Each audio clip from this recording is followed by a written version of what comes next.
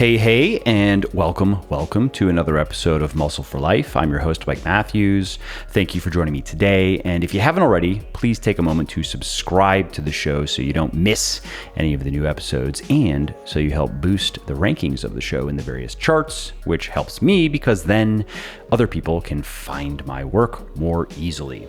Okay, in this podcast, I interviewed Dr. Aaron Horschig about lifting injuries, how to prevent them, how to fix them, how to find out what's wrong in the first place before you even try to fix it, very important, and also how to manage pain. Mild pain, acute pain, something that no matter how conscientious you are in the gym, no matter how careful you are with your technique and with your programming, you are going to experience at least now and again throughout your lifting career. It is just inevitable that you are going to develop these little niggling issues, these little repetitive stress injuries. And if you know how to deal with them correctly, then they can be nothing more than maybe a little speed bump. And if you don't know how to deal with them correctly, they can really get in the way of your progress. And I wanted to get Aaron on the show to talk about this in particular because while I have talked about it, I've written about it, I've brought other people on the show to talk about it, injury prevention and injury rehab and pain prevention and pain mitigation and elimination are complex topics, and different people have different methodologies and different insights. So I wanted to get Aaron's thoughts on his methodologies and his insights. And in case you are not familiar with him, he is the founder of squatuniversity.com. He has a doctorate in physical therapy, and he has also been involved in Olympic weightlifting for over a decade as both a competitor and a coach. So Aaron not only understands this stuff theoretically and academically, he understands it practically with his own body and working with many clients and patients over the years, which he continues to do. And Aaron also recently released a book that is getting rave reviews called Rebuilding Milo.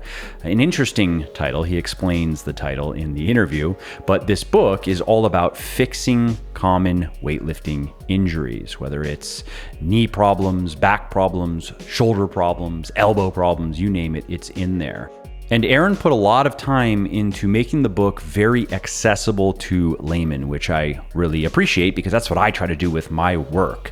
I am most interested in just clearly communicating things that work to everyday people who want to build muscle, lose fat, and get healthy. And so Aaron has that same mindset in all of his work, which again really resonates with me. So if you want to learn about going beyond just maybe popping pills and throwing on an ice pack or maybe slathering on some Icy Hot to deal with pain or dysfunction or injury, and if you want to learn how to get at root causes and not only get rid of the pain or dysfunction or injury, but get rid of what precipitated it, get rid of the circumstances that will cause it to occur again and again, then this interview is for you. Also, if you like what I am doing here on the podcast and elsewhere, definitely check out my sports nutrition company, Legion, which, thanks to the support of many people like you, is the leading brand of all natural sports supplements in the world. And we're on top because every ingredient and dose in every product is backed by peer-reviewed scientific research. Every formulation is 100% transparent. There are no proprietary blends, for example. And everything is naturally sweetened and flavored. So that means no artificial sweeteners, no artificial food dyes, which may not be as dangerous as some people would have you believe, but there is good evidence to suggest that having many servings of artificial sweeteners in particular every day for long periods of time may not be the best for your health. So while you don't need pills, powders, and potions to get into great shape, and frankly, most of them are virtually useless, there are natural ingredients that can help you lose fat, build muscle, and get healthy faster, and you will find the best of them in Legion's products. To check out everything we have to offer, including protein powders and bars, pre-workout and post-workout supplements, fat burners, multivitamins, joint support, and more, head over to buylegion.com/Mike. That's BUYLEGION.com/Mike. And just to show you how much I appreciate my podcast peeps, use the coupon code MFL at checkout and you will save 20% on your entire first order. Hey, Aaron, thanks for taking time to do this. Mike, thank you so much for having me on. Yeah, I'm excited to talk to somebody who also writes books in the fitness space. Man, I love that writing. Many of us, you know. Yeah, that's very true. It's very true. So first, quickly, and this will be a good plug for the book, but I'm curious, why the name? That's a great question, because a lot of people, when they first hear Rebuilding Milo, they're like, who the hell is Milo? Yeah. Well, it all comes down to the story, the fabled story from ancient Greek times of Milo of Crotone. And most people who are in strength sports like weightlifting or powerlifting have heard of the old, there's this Milo magazine publication that would come out specifically sort of highlighting different parts of strength sports. And they would have this poster on the wall. But for those that have never heard of that before, Milo was an ancient Greek athlete, considered to be sort of the best athlete of his time, multiple Olympiads in the sport of wrestling. And there was this fabled story that was attached to how he got so strong, which was that every single day as a young athlete, he would take this calf and put it on his shoulders and walk around. And sort of as the calf grew in size, so did his strength, until one day he was literally hoisting a full-grown bull on top of his shoulders. And I think if you actually get into the story, he walked it down. He killed it and ate it in front of everyone in the Olympic Stadium or something like that.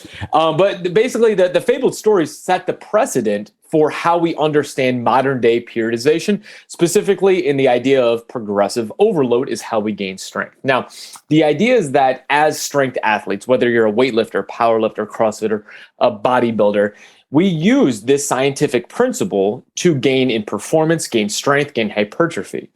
But just as much as there is science, there's also this double-edged sword, is that we're constantly butting up against, trying to get the best adaptations. And then sometimes we fall into having injuries. No one's perfect. No one has perfect technique. No one has the perfect plan. We're always trying to outdo ourselves from last week and get one more rep or put 10 more pounds on, because that's the athlete inside of us. We're always driving ourselves to become bigger and faster, stronger versions of ourselves.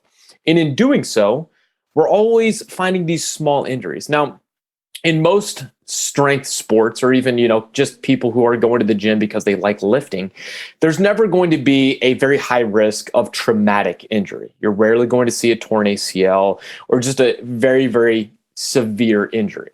However, there are these aches and pains that every single person suffers from. A sore elbow when bench pressing, or your back starts to hurt every once in a while with deadlifts. And it's not all the time, but these are things that happen. And in today's my left forearm is a little bit pissed off these days. A little bit of biceps too. There's always always something going on, and I've experienced this myself. I mean, I started competing in the sport of Olympic weightlifting in 2005.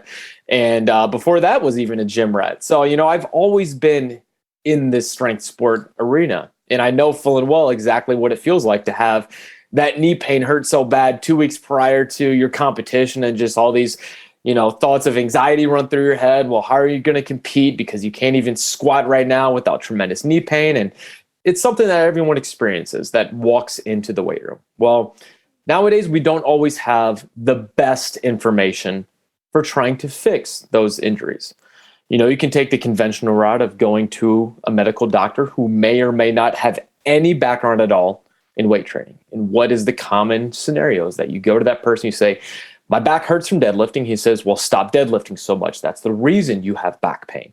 Maybe they'll give you some medicine, maybe a cortisone shot, tell you to rest, come back a couple weeks. If it's better, you're good. If not, let's try another cortisone shot. Let's go get an MRI. We don't approach things optimally from a medical standpoint by and large nowadays. You could do the other thing that a lot of people do is just ignore their pain and just keep on pushing. And what happens with that is we develop a lot of chronic issues, because while maybe taking a little bit of deloading can help sometimes, a lot of people will eventually return and have recurring injuries. So while the knee may feel better for a while, well, every couple months it comes back, it starts bugging me again. You can try to find a generic template on social media. There's a lot of people nowadays that are showing like back pain or knee pain, do this. Yeah, quick fixes. Quick fixes. People love quick fixes because it promises what they want. They want to get out of pain. But it doesn't always deliver on that because, as Dr. Stuart McGill, who I know you've had on the show before, back pain is not homogeneous. Basically, this simple thing with any injury, there's not this one-size-fits-all approach to how you got injured. So there can never be a one-size-fits-all approach to getting out of injury.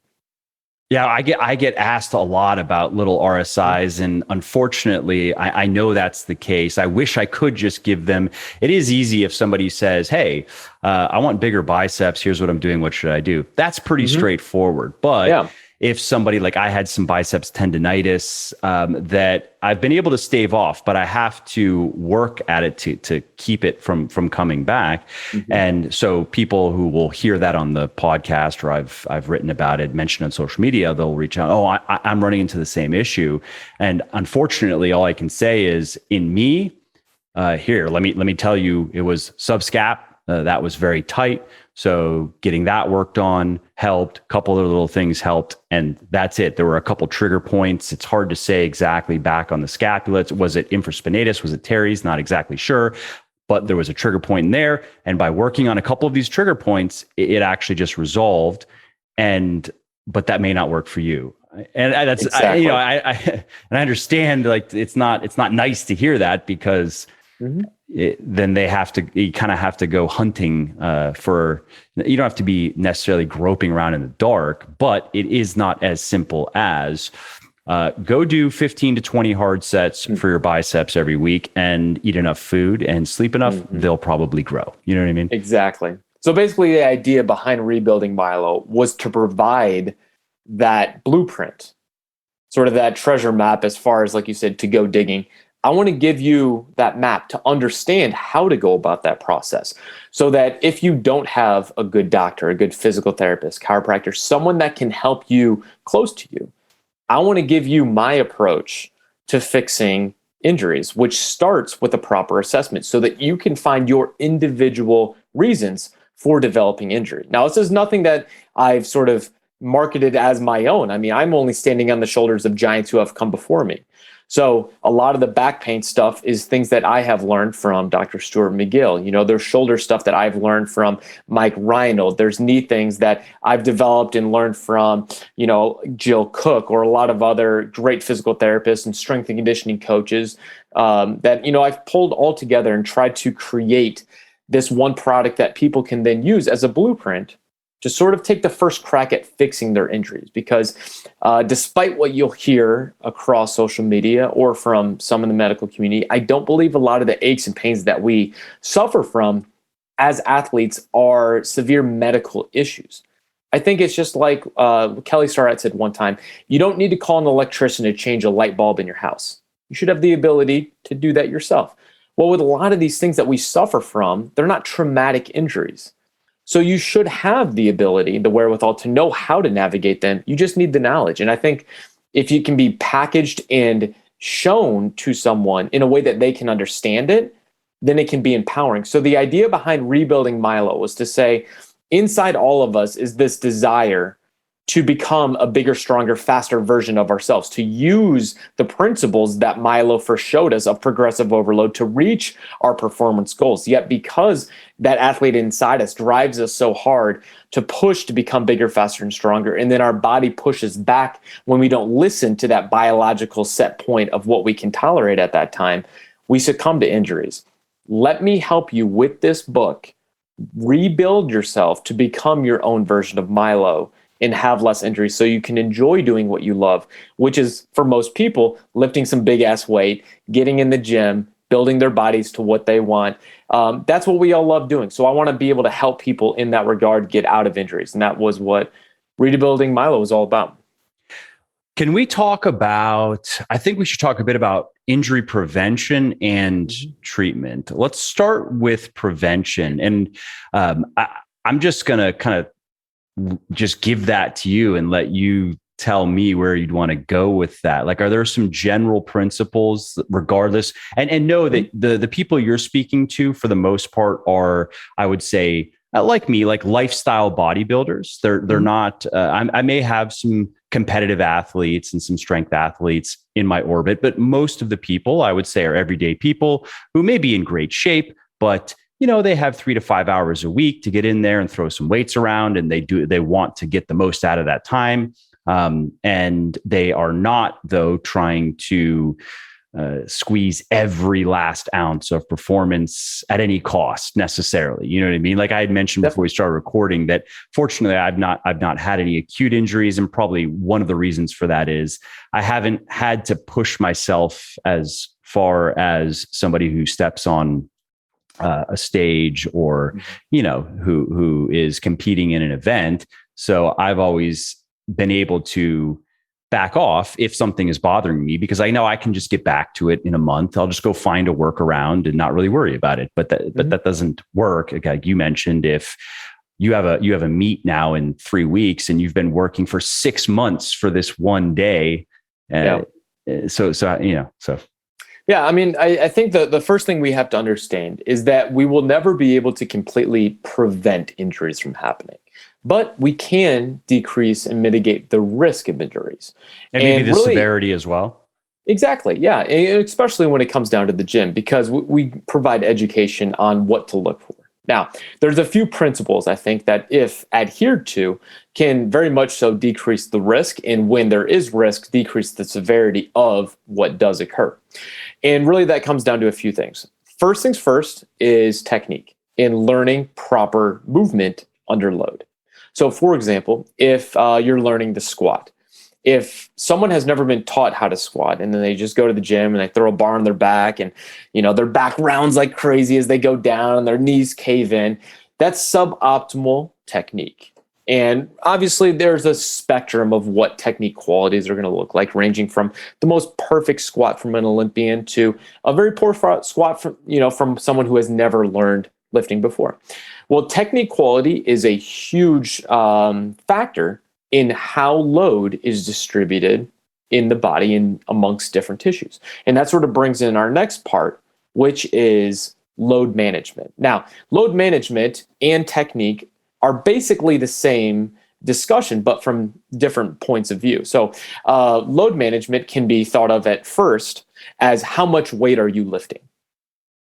It can also be thought of how you are moving, which mitigates how much load and on what parts of the tissues that load is being distributed to. So for example, if someone is performing a deadlift and they use good technique and they're stiffening their core and they lift the bar from the ground and their back does not move excessively, well, the body is going to very safely distribute loads amongst the spine, amongst the muscles. It's going to be handled much better than if someone were to pick that bar up and let their back just round like crazy off the ground.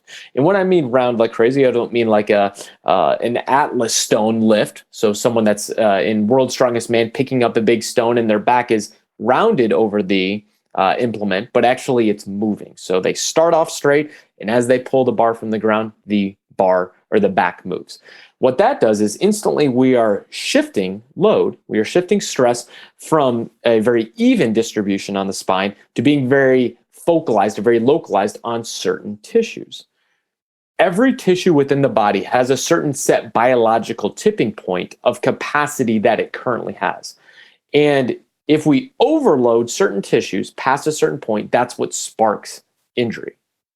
So that's the big thing to understand, is that when we lift with poor technique, we overload certain tissues, and we isolate the load that we're placing on them, and we increase the risk of tipping that biological set point of capacity.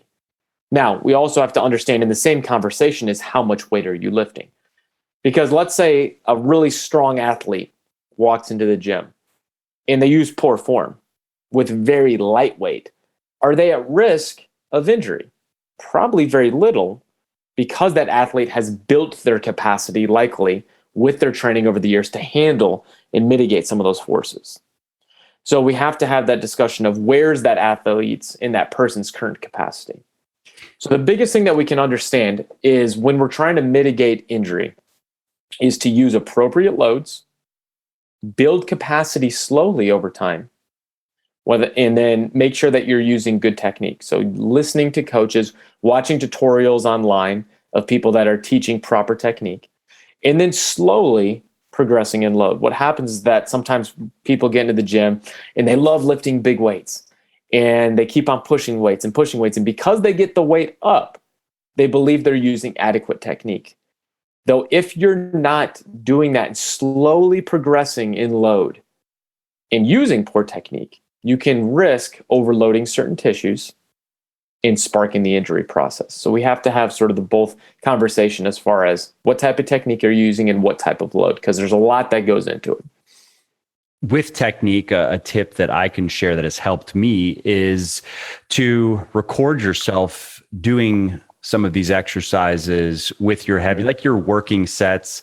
I record all of my workouts because I just post them on social media so people like to see it. But for people who don't have to go through the rigmarole of doing that, I think it's still useful occasionally to set. I have a little tripod thing for my phone, just with these little articulated arms. You can just wrap it around something and pick, depending on the exercise, pick an angle that allows you to see what you want to see.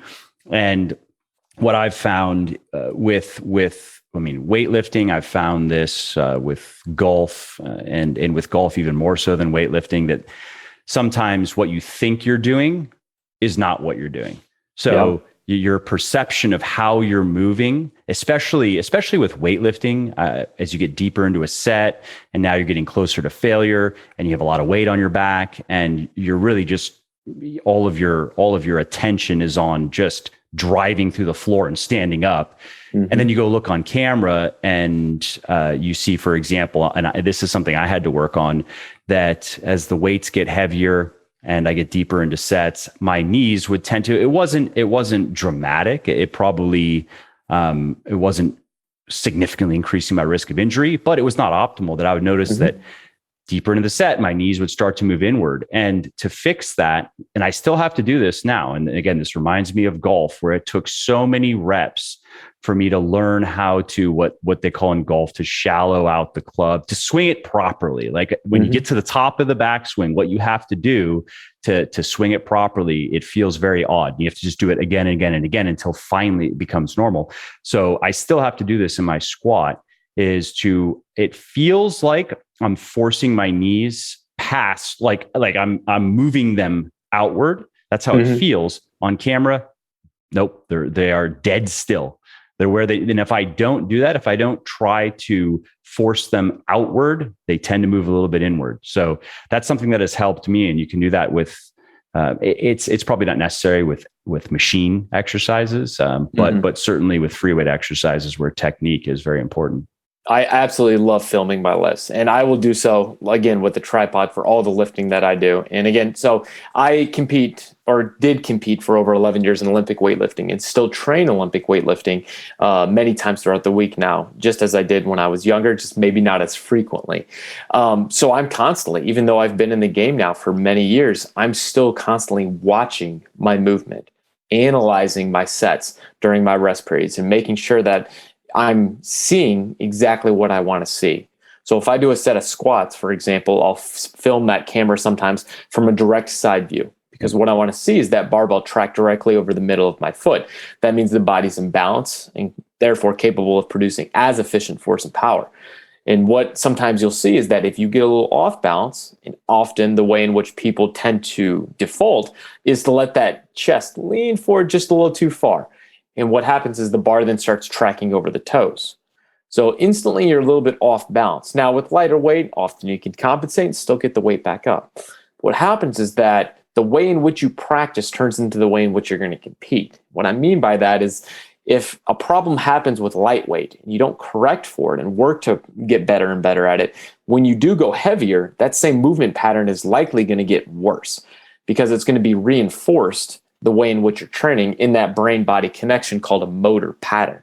So your body doesn't necessarily work off of just, fire this muscle, fire that muscle. It stores the way in which you're moving in these very specific manners in your brain called a motor pattern. And the way in which you're going to be moving often strengthens or weakens whatever type of movement pattern you're trying to create. So if you're trying to squat and maintain your knees in proper alignment, like you said, if you do a squat and then you film yourself and you see whether or not it was good in your mind or not, then you can work to get better next time. And then you can every so often get better and better and reinforce that proper movement pattern so that when you do go heavy for those few times, you're going to have a better chance of maintaining that style of technique because your body has reinforced it over and over again.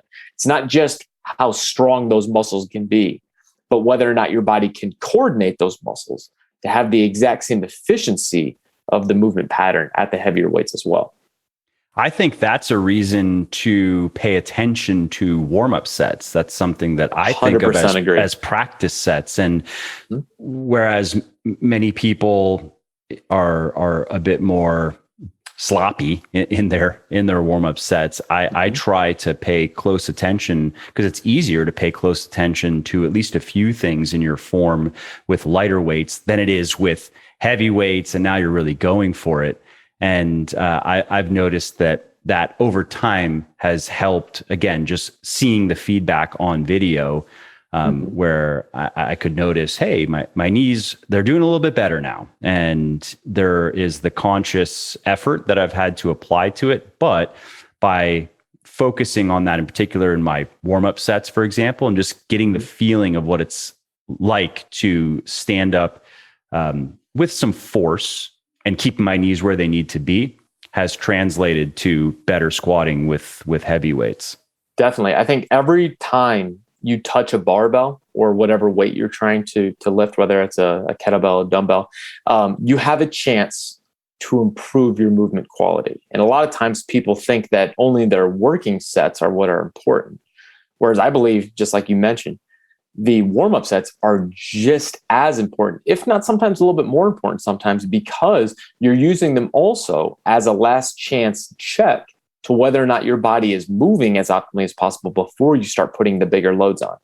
So if you get under the bar for your first couple sets, you're there not only to sort of reinforce, all right, what am I doing? Let's go through the exact same setup. Let's get the bar in the back. Are my hands in the right spot? Am I bracing correctly? Where am I starting? Am I feeling the balance as I go through? But you're also checking yourself. All right, how do my hips feel? Do I feel symmetrical? Is my left hip maybe a little bit tighter? Okay, well, what do I need to do? Let's maybe sit and pause in this bottom squat position, drive the left hip out to the side, see if I can squeeze the glute, maybe take away that tightness. Or whether or not, hey, I also need to, before this next set, I'm going to go do a set of banded joint mobilizations. I'm going to use that as my last chance effort to sort of self-analyze and see what do I need to do to basically make sure that these working sets are going to be performed as optimally as possible. So I definitely think the warm-up sets are extremely important for reinforcing exactly the motor pattern that you want to see whenever you're going to get heavier. Can you talk a little bit about the banded mobilization, the joint mobilization, and what you mean by that? I'm sure people are wondering. This is something that obviously many people have heard about, and you had mentioned Kelly Starrett previously. One, I guess it's a bit of feedback, and it usually comes as a question that I've gotten regarding his Becoming a Supple Leopard book is it's a lot of information, and it's impressive in that regard. But I've heard from many people over the years who they don't really know what to do, though. There are so many options for shoulders, for elbows, for knees, for the back, and they just don't know when they go in the gym, all right, what should I be doing and why? And so I'm just curious if you have a few simple, I'd say maybe like techniques that you could share with people, like you just mentioned, like, all right, you're setting, you're getting set up for the squat, you're noticing some tightness and how you might try to resolve that. If simply, like you said, okay, let's pay attention to this. Let's see if I can correct this just by forcing the correct movement pattern. But if that doesn't work. Yeah. So first off, let me say that I love Kelly's stuff. Kelly Starrett. Yeah, like I don't mean that as a knock on his work at all. Sure. For sure. I'm just, saying I've just heard it many times over the years. Yeah. So Kelly was one of the first to really talk about to mainstream fitness people about banded joint mobilizations. It's something that physical therapists and physios across the world have been doing for a couple of decades. Usually we call them mobilizations with movement. And the idea is that we are trying to affect the joint. Whereas with a traditional stretch, you're more so looking at the muscles and the tissues that surround the joint. So the joints are extremely, extremely dense and thick as far as the connective tissue that goes around them. So in order to actually affect how the joint is moving, if there is a restriction in the way in which it's moving, is you have to get a very, very thick piece of rubber, like a big rubber band or a monster band you may see at the gym. So for example, we always have to test and assess whether or not that's even what you need. Because like you mentioned, someone could see an exercise on social media and they see a banded joint mobilization. How do they know if they even need it? Because the last thing I want people to do is just throw a bunch of random crap at the wall and see if it feels good or doesn't feel good. Have a 30-minute mobility routine before they even start lifting, and they didn't need to do any of it, Exactly. That's sometimes I'll hear people say, "Well, Squat University wants you to warm up for 45 minutes before you touch the bar." I've never said that at all. It's always about doing exactly what your body needs in your warm up, so that, again, what's our end goal? It's all about why. Our end goal is optimal movement, feeling good, moving well before you load it. So, for example, one of the reasons I will use a banded joint mobilization. Is that a criterion, by the way? Sorry to interrupt, but is that like, so if you're going to squat and you're doing your first warm-up set and you feel good, is that a green light to move ahead? Yeah, my green light is basically let's say always generally. Again, I'm just trying to think with my average listener in mind who loves to understand both the theoretical and the practical side of things, who would love to go in the gym tomorrow and have one or two things that they remember, like, hey, I can check that. And you know what I mean? For sure. I think the biggest thing I want people to understand is that if you're not feeling pain-free, if you're not feeling great about the lift, you don't often want to load that lift, because the more load you place on something that's not feeling good, and I'm talking when not feeling good, something's achy, something's just not feeling right, like you're not able to move well as far as your technique goes, it's probably not a good idea that day to load the body, because you're going to increase your risk of injury when you're not moving well. Now, the more seasoned an athlete is, especially in the strength sports, the more you'll have a better understanding of what sort of problems you can push through and what things you need to take a step back from. That's just sort of the wisdom of being under the bar for a long time. But I'll give an example. Let's say you go to the gym and you're doing your first couple squats and you have this like pinch or block sensation in the front side of the hip. As you go down, the deeper you go, it just feels really pinchy, blocky, sometimes painful. Now, some people will say, oh, it's my hip flexor.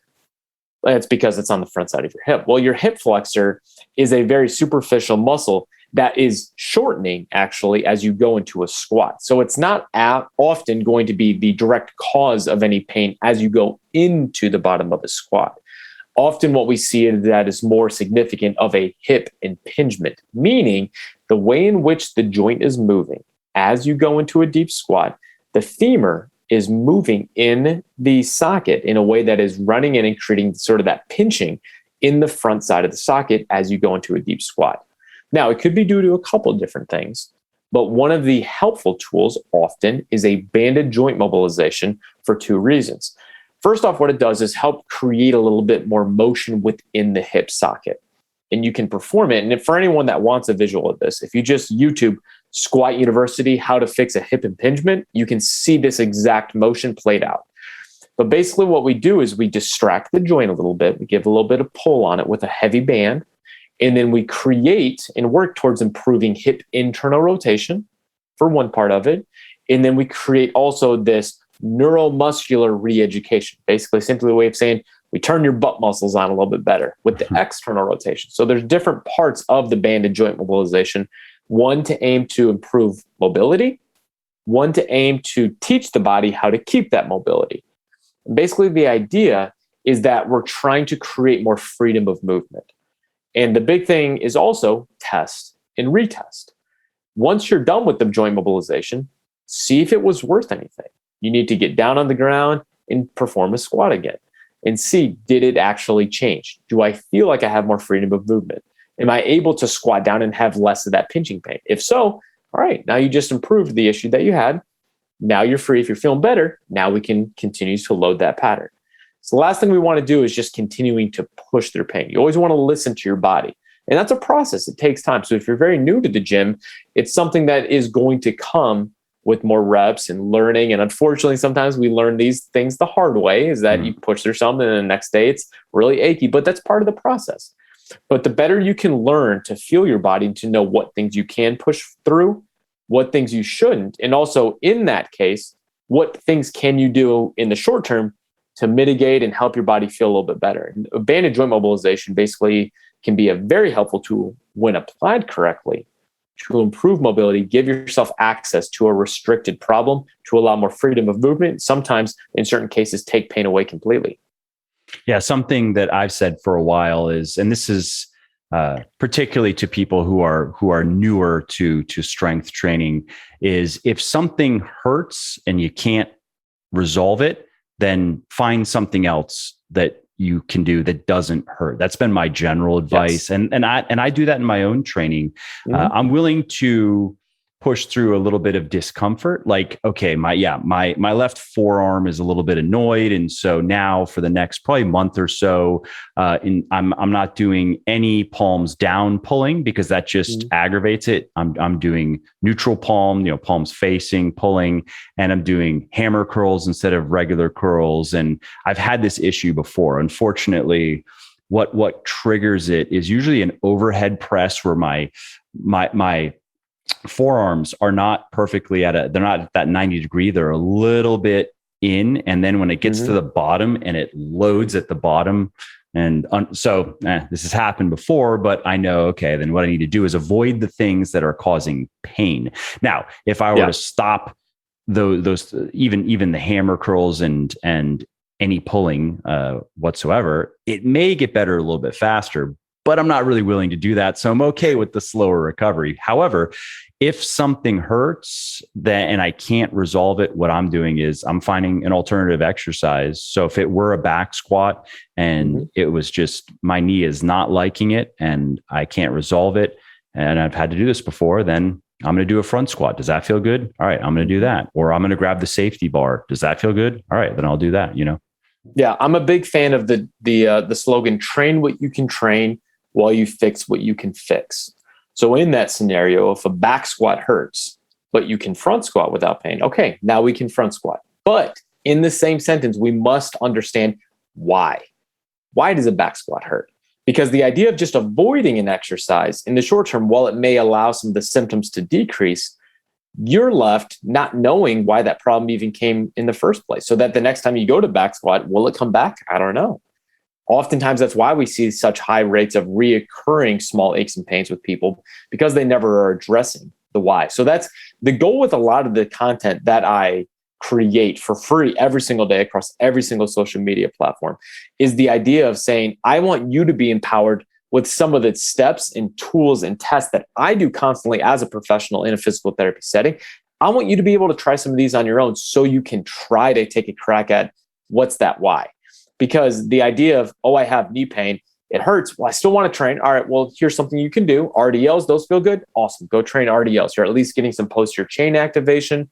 You're working your body that day. You're blowing off some steam. Psychologically, you're still going to feel better because you're not just staying away from the gym.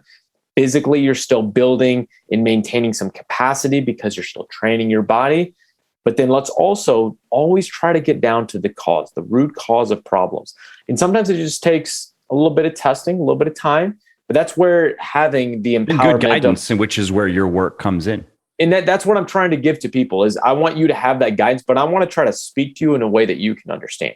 Because again, most of us that are walking into the gym do not have a PhD in exercise physiology, a doctorate in physical therapy, a doctorate in chiropractic. They don't understand necessarily all the high level science or the the jargon alone, a lot of the jargon words kills used. me. Yeah. Exactly. And that's why you lose a lot of people right there, because you really do. I mean, you could be trying to explain one concept to someone, and if you use the wrong words, if let's just say that they are committed to understanding what you just said or what you wrote, you might be asking them to spend an hour on Wikipedia reading about things, then having to jump to the next one just to understand the 15 specialized terms that you with your peers, you throw them around like we're just talking now.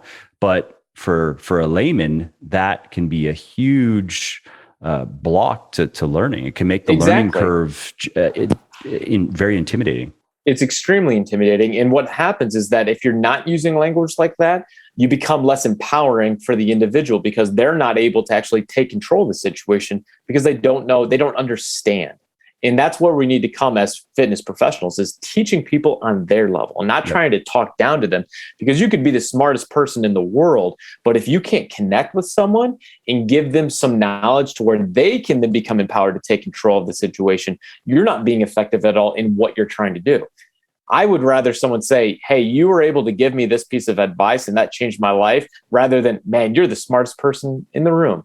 I don't care to be the smartest person in the room. I want to be the person that can make the most change in the room. So I'll give you an example. One of the common exercises in physical therapy, if I said the description like this, I want you to flex your hip to 15 degrees and then perform a unilateral abduction movement. Most people are like, I don't know what you said. But if I said, hey, I want you to hinge, I want you to stand on one leg, hinge down, squat down a little bit, lean your chest forward a little bit. Okay, now kick out to the side. You'll be like, oh, okay, it's a single leg kick out to the side. That makes sense. There you go. That right there alone, people are like, okay, that I understand what you're saying. I can become empowered to take control and do that exercise.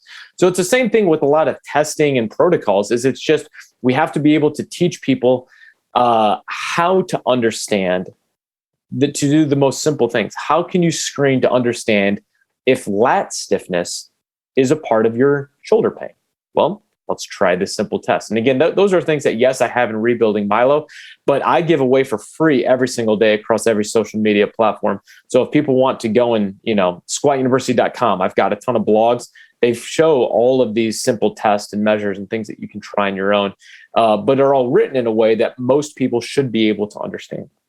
Yeah. And the benefit, I mean, I do the same thing. I've written, I don't even know now, it might be close to 2 million words and just free articles, record podcasts, pretty much probably everything that you learn in all of my books has been put out for free in one way or another. But a big benefit, of course, as a book is you took the time to organize everything, to sift everything out and say, okay, here are the key principles and here is the order in which they should be learned. And then here is the what to do for each of these things. So, and it's just in this one handy volume. Here you go.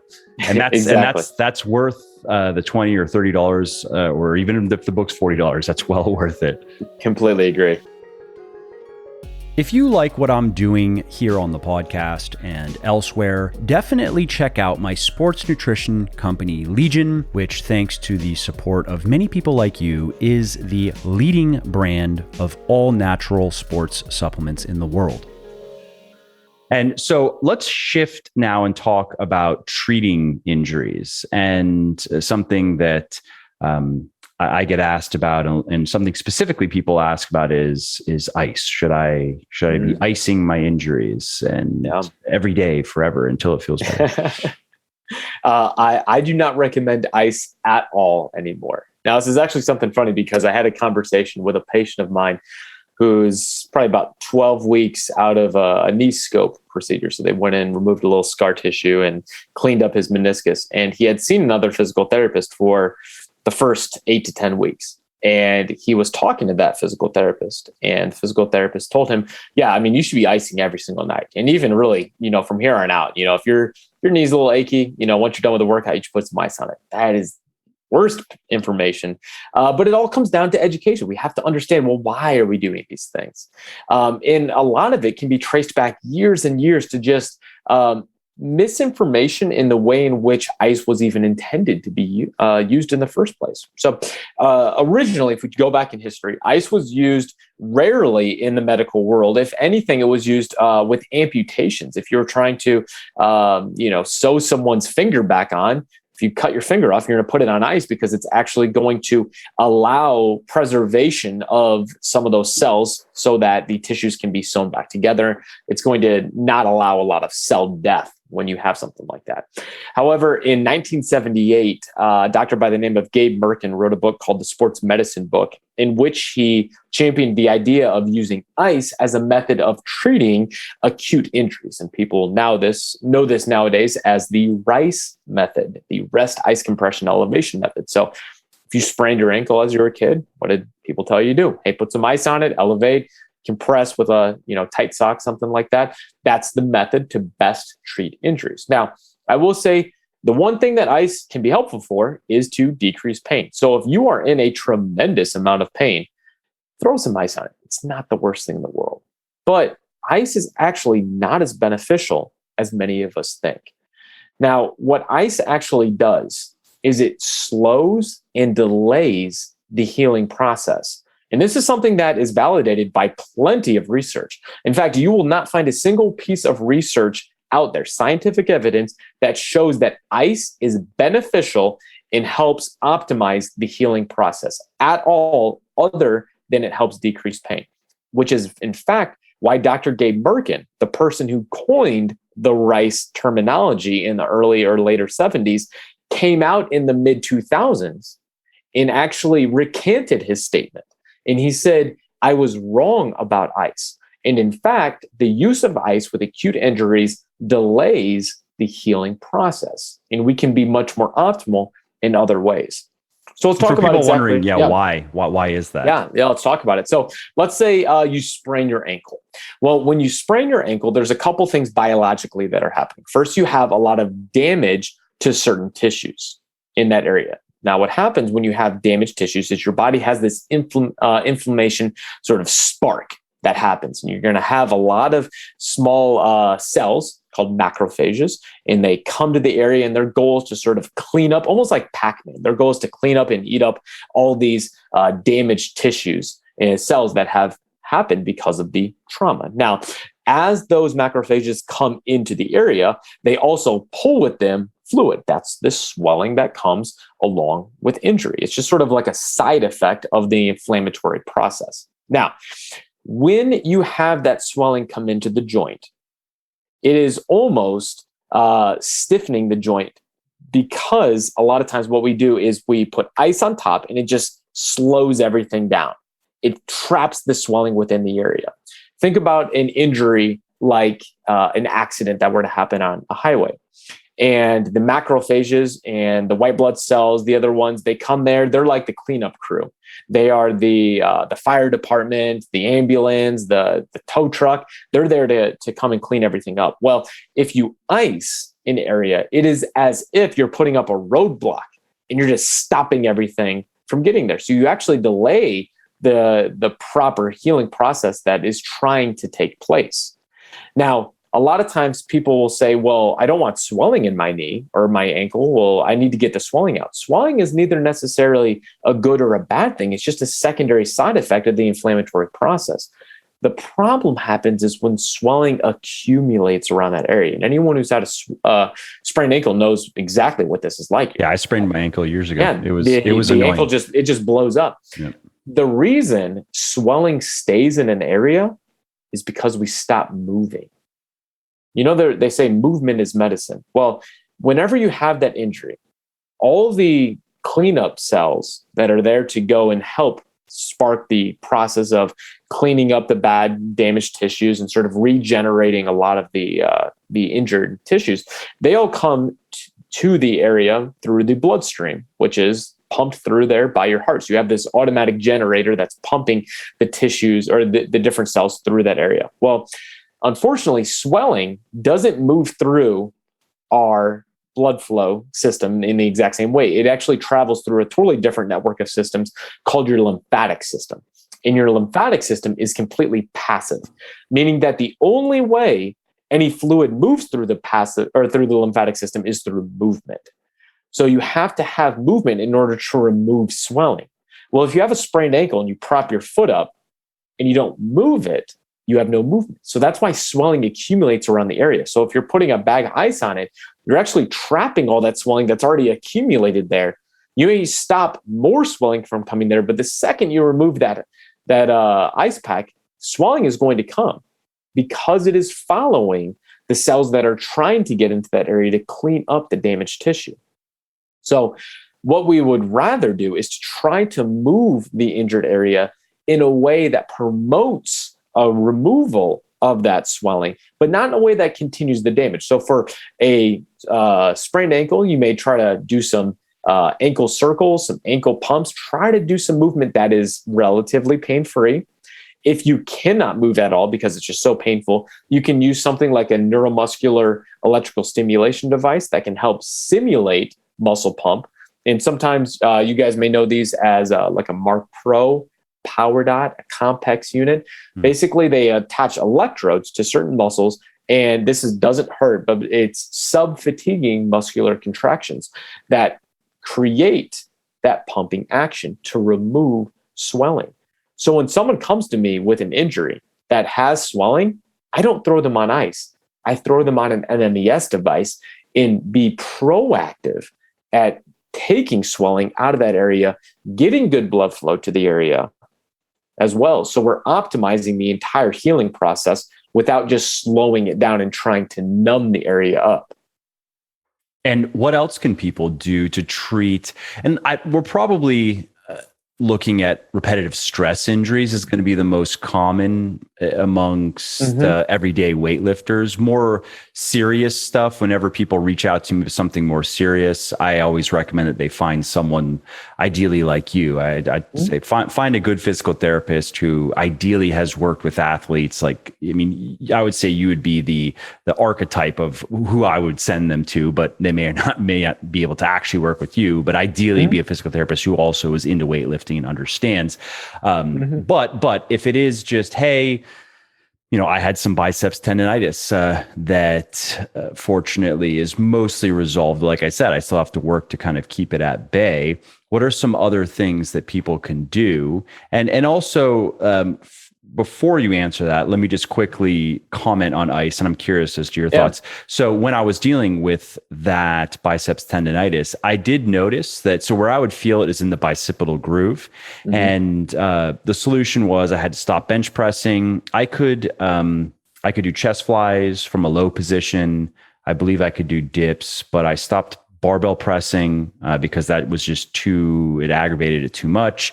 I stopped dumbbells for a bit as well. And then I was able to bring them back in with an elbows in position, gradually work toward, a normalcy. However, I noticed that adding ice to the bicipital groove area, 15 to 20 minutes a few times per day, it did help. And I think I know why, but for people listening, I thought it just might be instructive to get your comments on that. Well, I'll say there's no doubt that ice helps with pain. Yeah. Ice definitely can, because it creates sort of that numbing sensation, it decreases the pain that you're sensing. So that's why ice has been such a mainstay in the rehab and injury process for years and years and years. And there's no doubt that saying, hey, I'm putting ice on my shoulder, it feels better. For sure it does. Now, it may have just been coincidental that I was at the point where things were going to start working the way that they should. But I should have said this. What it seemed to do is it seemed to help getting back to normal. Like my shoulder seemed to feel better in the gym when I was doing some of these movements and just testing. Because so we're over kind of the more acute phase where I just made the mistake that probably most people listening have made, where I just ignored it. I was like, it'll probably just go away, and keep pressing, keep going until I was like, all right, this is not going away. It's hurting to turn my head this way. It's time to settle down.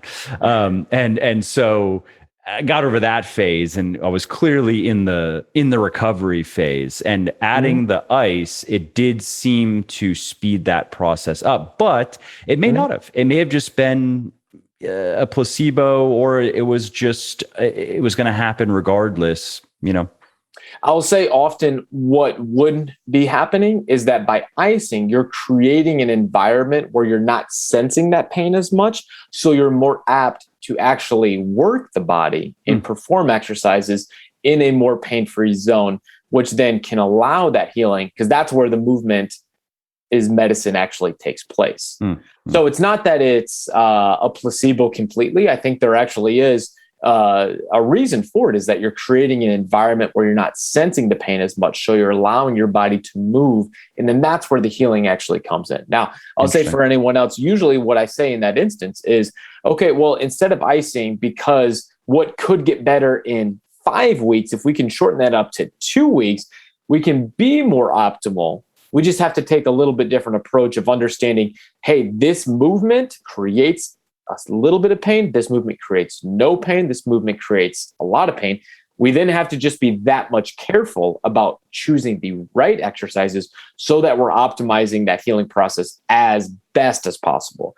So if you're numbing yourself a little bit to some of the effects of exercise, sometimes you can give yourself a little leeway with not having to be as precise with every single exercise. You're still being positive in that movement is medicine, but you just have to be a little bit more precise if you're not going to ice. And sometimes in doing that, in my experience, we can be more optimal in getting those results a little bit faster. And then how does that process look in terms of getting those results? So clearly movement is important. And so again, let's think with some common repetitive stress injuries that weightlifters run into. I'm curious, how do you generally approach, even in your own body? I'm sure you run into these things. The first thing we have to do is screen. We never assume, we always assess. And for example, I'll give you a couple examples for people out there. Knee pain is one of the most common things that we have in the gym. And there's a lot of different things that people will do to try to fix their knee pain. And oftentimes it is looking and trying to direct a treatment at the site of pain. And that is a very suboptimal way of going about things, because often that is only where the symptoms are at. The knee is basically like a hinge joint of a door. And it is problems at the ankle and or hip that are often the cause of the pain at the knee. That's just where the symptoms are. But the problem lies elsewhere. So for example, while we want to maybe take a step back from doing things that are creating pain, we then have to go about it in understanding, well, why is the pain there in the first place? What's the cause? What screens can I do? So for example, I have a YouTube video called 4 Tips for Knee Pain. And it just shows different screens that you can do on yourself to uncover, hey, is this maybe a hip internal rotation restriction? Is this an issue in ankle mobility? Where's the problem at? Because as soon as you can uncover the problem, then you can start applying different exercises or different tools to address the original cause and allow yourself to be that much better and more optimal in recovering back to 100%. So that first step is, what are we doing to address why the pain is there? And a lot of times that's, hey, let's stop doing that exact exercise. Let's train what we can train, what we fix, what we can fix. But that next step then has to be, well, what do I do about the pain? And the last thing we want to do is just ignore it. We also don't want to just try to cover it up with ice. But we want to ask ourselves, what can I do? Or drugs. Exactly. Cortisone's a big one that a lot of people get, or ibuprofen, or follow Shaq's advice and rub Icy Hot all over it. I've been there before too. I remember when I was in high school, I would take Icy Hot and just rub it all over my elbow before baseball practices sometimes. I wasn't addressing the why at all. I have Icy Hot on my forearm right now. You hear the commercials all the time. Back pain, Aleve it, right? Aleve will take your back pain away. Now, there's a time and a place for things like that to be able to give someone a little bit of relief. I understand that. But the idea is that, especially in the United States, we have become so enamored with fixing the symptoms that we have completely forgotten how to address cause. And we think that because we're able to make our pain go away in the short term, that we fix the problem. So I don't advise anyone to use things in the short term like Icy Hot or pain medications or cortisone or things like that, unless they have gotten to the point where they're like, hey, I've worked with a professional and they suggested I use this in the short term so that I can at least take a little bit of stress off that pain. but this is also what I'm doing. I'm doing this, this, and this to address the cause. Because that's always my next question. Oh, are you taking ibuprofen for your knee? Okay, okay. What else are you doing? Tell me 5 things that you're doing that are addressing the cause of your pain. Because if you can't tell me what you're actually doing to address why, all you're doing is covering it up, and you're creating a situation where this thing that could be solved in a couple weeks is now going to be dragging out for a long time, and then eventually limiting you from doing the things that you like to do. If you like going to the gym and squatting, you're not going to be able to squat because you're just having to just continue to take all this pain medication to cover up the symptoms because you never addressed the why in the first place. And unfortunately, if it has gotten that far to where you are having to take pain medications to go squat, it's fair to assume it's probably not going to go away. And that's why there's professionals on out its there. own. It's not going to just magically resolve, unfortunately. Exactly. And some things do. Something like, this, I've had this little forearm thing, and it took about 4 weeks of doing exactly what I'm doing now, and then it was gone. And so that's cool if that can happen. But if this were something that were just getting worse and worse, then I wouldn't have Icy Hot. Maybe I'd have the Icy Hot, but I would be digging into it more. And I hope it just goes away again, because these little things are annoying. But I've had to learn this lesson the hard way, because I've made the mistake of being like, I'm probably okay. It'll probably just go away. Yeah, I mean, unfortunately, a lot of the lessons that we learn in the gym come the hard way. I mean, I've been there plenty of times. Yep. And so then, okay, so we have the finding what you can do, and then we have the assessing, which makes a lot of sense, getting at the root cause. And of course, I mean, you mentioned knee pain, elbow pain is common, shoulder pain, the back pain, right? And these are all things that are addressed in the book, where you're giving people, I'm sure, information. I haven't read the book yet. It's on my, I read I follow a rotation of genres. And so some of them I have a work rotation, and then I have a personal, and I just kind of flip flop between them. So for my work, of course, one of the genres is health and fitness, and your book is on the list. I appreciate it. And so I will get to it for sure. However, I'm assuming that just given what you've shared here, that people, I mean, sure, we could go on for another 3 hours and you could break down, okay, let's talk about the shoulder, let's talk about all the different things that you can do, or they can just pick up the book and have that as, again, a handy reference guide to go to for problems that they are having, or if somebody's not having problems, what they can do to continue to not have problems for as long as possible. Yeah, I mean, that's the reason I wrote it, was to almost be like that. If anyone's into bodybuilding, the encyclopedia of bodybuilding from Schwarzenegger from back in the day, I mean, it's something that, anyone that's been in the gym, that's sort of a staple book in the library. Yep. So that when you want to pull it out and be like, hey, I want to really get my arms or my chest, well, what do I need to do to go about that? Well, I wanted this to be like the blueprint book that is on the shelf of any single person that walks into the weight room, because you never know when something's going to pop up, a back injury, a shoulder, elbows hurting. And I want this to be that first step that people can take to address this issue before it becomes something big, before they have to spend money to go to a professional, before they have to just continue to try to take pain medications and think it'll go away. We can be better at these things. And I think it just comes with having the right resources. So, for example, the first chapter is just on back pain. So let's say one day you go to the gym and you're doing some squats or some deadlifts and back's sort of achy a little bit. Well, all you have to do, pull up the book, chapter 1. You learn about how back pain starts. You then are walked through a number of different tests and assessments so you can learn what your individual cause of your back pain is, because there's no one size fits all. And then based on what you find, it then walks you through an exact protocol of different exercises that you can do to rebuild and get out of that pain and get back to doing things 100%. So there's back pain, shoulder pain, knee pain, hip pain, basically every part of the body that you can think of.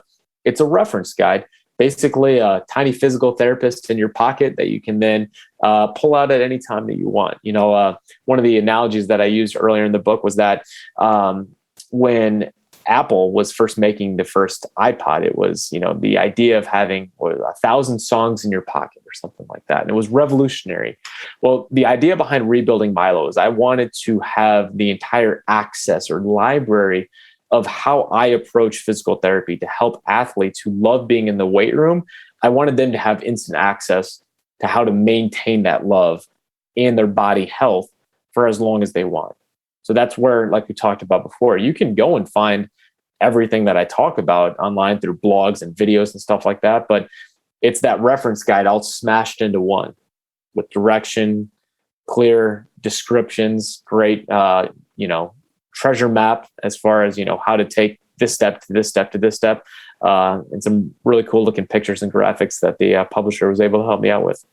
And I'm not surprised that it's doing so well, because there was a gap in the marketplace, so to speak. And I knew that firsthand, having heard from so many people who were hoping that Starrett's book would be that for them, but they couldn't, they had trouble getting a prescriptive routine out of it for their problem. And again, that's not to put down Kelly's work at all. I've had him on the show, and I of course, I admire everything that he has done. But I just know, having heard from so many people, and so people would ask over the last couple of years. I've been asked a number of times to do that book myself, and I've said I honestly don't know enough about it. I'd have to find somebody like you. And, I don't know what I would really bring to it. So co-authoring doesn't really make sense. And so I would tell people, like, I think somebody is going to do this book at some point. It's just, I couldn't do it. It would take way too much. It'd take years and years for me to learn enough to even get to a point where I could do it justice. So I'm really glad. And that's the impression that I got from the book. I appreciate it. And then also reading reviews. So I am not surprised it's doing as well as it is, and I will not be surprised to see it continuing to do well. Hopefully, it becomes a perennial bestseller, just one of the classics, one of the go-tos. Oh, you're into weightlifting, and that's what I've tried to do with my work in trying to give people who are new, particularly people who are new to flexible dieting and the fundamentals of energy balance and the fundamentals of good training, of strength training, try to give them just that all-in-one reference guide that, to put it real simply, if you're a guy and you're looking to gain 25 to maybe 35 pounds of muscle and the strength that comes with that, then Bigger, Leaner, Stronger, I want that book to give you everything you need. That if you want to go learn other stuff, great, go learn other stuff. But if you don't, if you just want to know how, that's what I just want to know how to do that. You just give me the program, you tell me how to eat, explain how it works, I'll do it. That is that book. And for women, you could probably cut those numbers in about half or so. If a woman wants to, and that's, in my experience, what many normal kind of everyday women, that's the type of physique that a lot of these women would love to have. They would love to gain maybe 15 to 20 pounds of muscle in the right places on their body. They would love to have a body fat percentage in the maybe low 20s, depending on how they want to look. And that's it. They look great and they're happy, So that your approach resonates a lot with me. And so I'm looking forward to going through the book myself. And fortunately, aside from this annoying muscular issue, I don't have anything else to really. I might be able to find something for my shoulder. Although I worked with a physical therapist he worked with a lot of baseball players, so he had seen a lot of shoulder stuff. Yeah, and so we were able to kind of pinpoint a few things. But what is kind of obnoxious about my anatomy or physiology is it like this subscap is forever tight. I mean, I work with a massage therapist, and she's able to work it, and we're able to like do what we need to do. But these trigger points, they just seem to be baked into my cake. Like they're, at this point, I don't know how to stop them from occurring. I know how to treat them now, but that. I'm sure you have a lot of thoughts on that make for another discussion, maybe. It'd be interesting to see what the different screens in the shoulder chapter bring out. Because I'll say this, a lot of times when we find muscles that are chronically stiff, tight, have those trigger points in them, there's always a reason for it. We just have to find out what that reason is. Now, there could be a number of some things. Sort of movement pattern is off a little bit, or I mean, sometimes it can be as interesting as your left hip is missing internal rotation. Mm. So when you do this specific motion, you end up creating overstressing that all the way up. Exactly. That's why we see sometimes, like in baseball specifically, we'll see issues in that stride hip, the first hip that's moving forward towards for a pitcher and home plate, how that can affect things all the way up in the hand in the way in which the ball is released. So that's why we're always, especially in the physical therapy world, we're all about taking a step back from where the symptoms are and really screening the entire body to understand the connection. Because sometimes it is something completely elsewhere in the body that is not working as optimally as possible, that is actually leading to this chain of events that then sparks pain at another area of the body. Now, again, it all comes down to screening and assessing and finding whether or not that is the case, and whether or not, is that just a tight hip, or is that tight hip actually associated with the right shoulder? Because that's where sort of the expertise, the art versus the science of physical therapy can come in. But that's a little bit of the work that I tried to give out within this book, so that you can try a lot of the tests on yourself and see, well, what other connection may there be, so that you can work at addressing not only the specific symptoms, but also the underlying cause. Because I'll say a lot of times, stiffness is a protective feature for the presence of instability. So oftentimes people will, in your case, in the front of your shoulder, but a lot of times people will have it hip flexors, right? Hip flexors are always tight. They stretch and stretch, and man, if they roll a ball on their hip flexors, it will light them up, because there's just a trigger point right in that area. Well, why is it so tight? And oftentimes we find it's because the body's over-relying on the hip flexors because of potential core stability, or maybe their glutes aren't optimally firing during certain motions. So the body is honing in on those hip flexors and becoming tight as a protective mechanism. So the second that we actually address the why, sometimes you don't even have to address the symptoms anymore. You won't even have to stretch or do soft tissue work to the hip flexors. And by addressing the why, let's say it's a glute coordination issue where maybe they're not firing as well as possible in certain motions, all of a sudden the hip flexors aren't tight anymore. They don't have that stiffness, because we're allowing the body to move a little bit better. So sometimes in the subscat case, it's because the body's maybe not as stable as possible in other areas of the shoulder complex. Which is the case on my right side. It's been a while, and I believe this happened twice. The last time, I certainly remember one time, I believe it's happened twice. It was heavy for me, dumbbell overhead pressing, and it was at the top. And it was at the top. It's been years. Regardless, at some point in the lift, my shoulder, it felt like it came a little bit out of place, and it wasn't a bad acute injury, but I had to put the dumbbell down, and then and I believe it happened twice. And the second time it happened, there was some nerve impingement. I was like, all right, I'm done with heavy overhead dumbbell pressing. And that was many years ago. When you were saying that, it actually reminded me, because that was probably 10 or 11 years ago. And I've never gone back to heavy overhead dumbbell pressing. Like, I'm trying to remember, maybe I got to 100, 110 or so, something like that. And I had the strength for it, but something happened there.